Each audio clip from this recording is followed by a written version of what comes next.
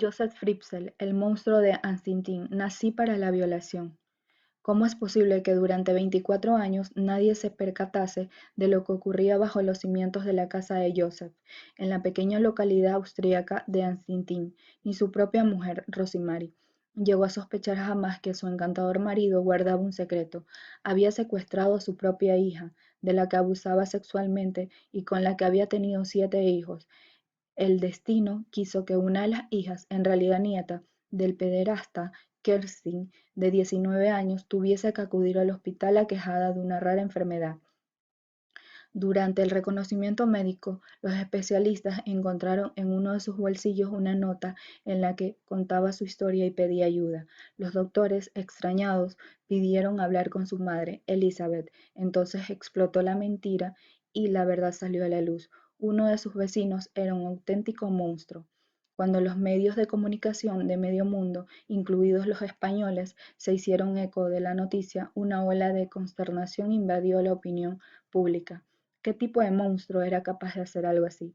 Aquel apelativo recorrió todos los rotativos esperando conocer toda la verdad de un caso que hoy por hoy sigue teniendo sus sombras. El padre de las tinieblas, como le llamó el diario francés Le Figaro, acababa de entrar en la lista de los criminales más peligrosos de la historia.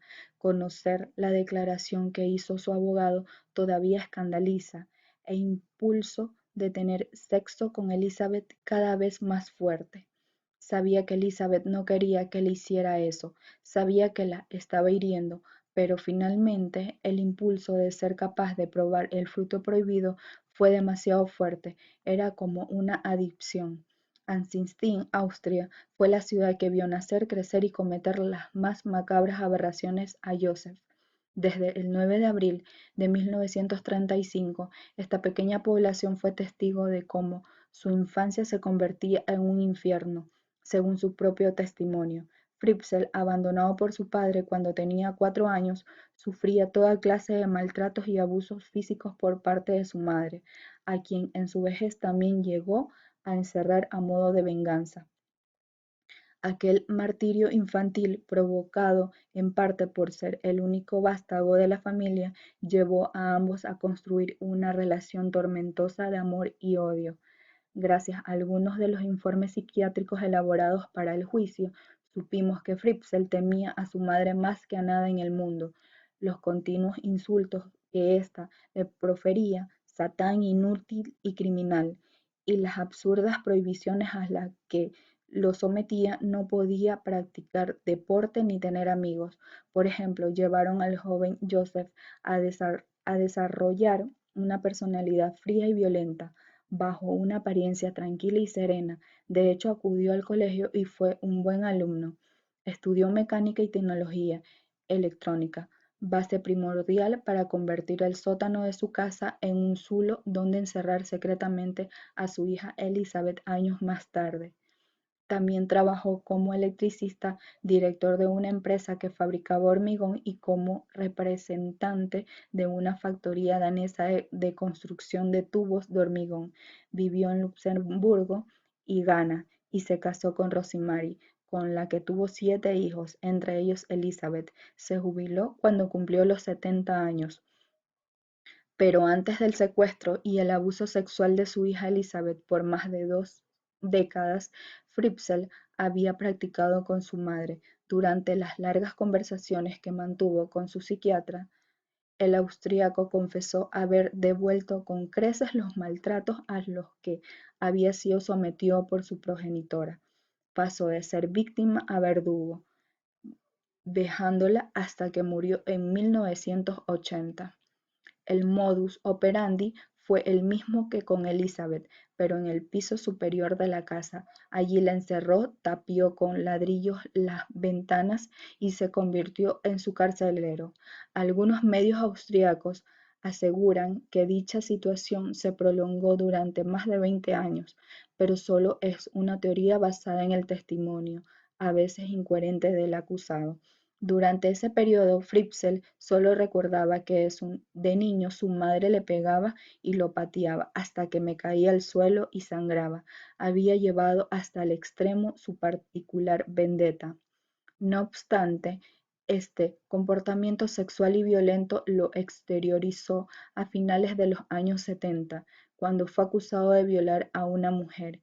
El sexo opuesto estaba siendo el blanco perfecto para contrarrestar todas las humillaciones a las que lo sometió su madre. Nací para la violación y, pese a ello, aún me contuve largo tiempo, ratificó a su psiquiatra durante una de las sesiones. En abril del 2008, Kerstin, de 19 años, acude al hospital por una serie de dolencias graves producidas por una enfermedad poco común. La acompaña su abuelo Joseph. Ella permanece inconsciente debido a la gravedad de su estado. Durante la exploración, los médicos encuentran una nota de auxilio en uno de los bolsillos de la ropa de la muchacha.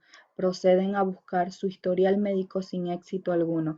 Deciden preguntarle a su acompañante, que precisamente es su secuestrador.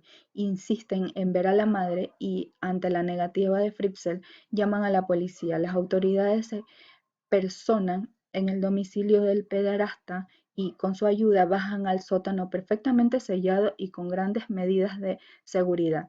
Allí encuentran a Elizabeth, de 42 años. En sus primeras declaraciones, la joven explica que lleva encerrada bajo tierra desde agosto de 1984 y que su padre ha abusado de ella desde que tenía 11. 8 años de violaciones sirvieron para que Fritzl decidiese sedarla, atarla y encerrarla en el zulo que había construido bajo los cimientos de su casa. Todo ello sin el conocimiento de su esposa Rosemary. Desde 1977, las palizas y violaciones fueron la rutina de Elizabeth, hasta que dicha rutina cambió con su encierro. Los 2 primeros días la mantuvo esposada y hasta los 9 meses siguientes la retuvo atada para evitar que se escapase. No contento con esto, la recluyó en una sola estancia durante 9 años. Después construyó más habitaciones en el sótano y allí la violaba de forma sistemática. De los múltiples encuentros sexuales, Elizabeth dio a luz a 7 hijos que fueron testigos de aquellas aberraciones.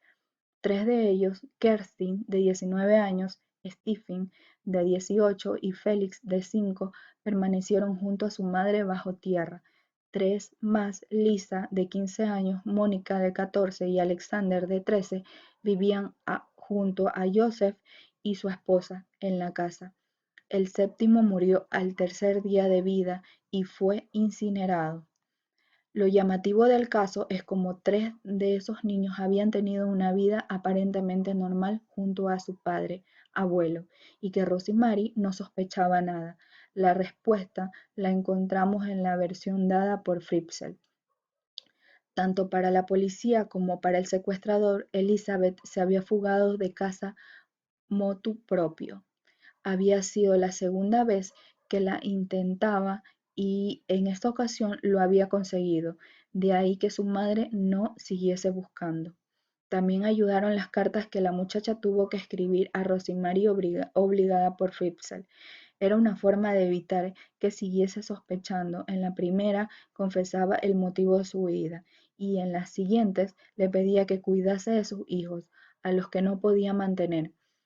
No obstante, el austríaco jamás dejó un fleco suelto en toda esta historia. Las cartas demostraban que su hija seguía viva y que no quería mantener ninguna relación con la familia. Además, Fritzl echaba más leña en el fuego, asegurando que todo era culpa de una secta que la había captado y que la obligaba a deshacerse de sus bebés. Cuando la policía investigó la historia, pensó que Fritzl había tenido uno o varios cómplices. Sin embargo, esta teoría se fue desmoronando a medida que se fueron recopilando las pruebas.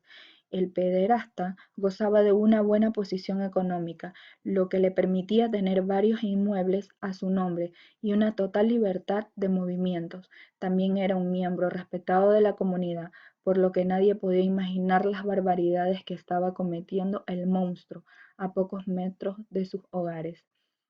Cuando estalló la bomba, el impacto social fue abrumador. Medios como el Österreich abrieron las portadas de su periódico con titulares como "Todo Anxintin debería avergonzarse". Los vecinos cerraron los ojos. Al fin y al cabo, esta localidad austríaca tan solo cuenta con 22.600 habitantes. Sin embargo, las buenas maneras de Fritzl lograron despistar a sus vecinos. Mientras él construía un calabozo con grandes medidas de seguridad.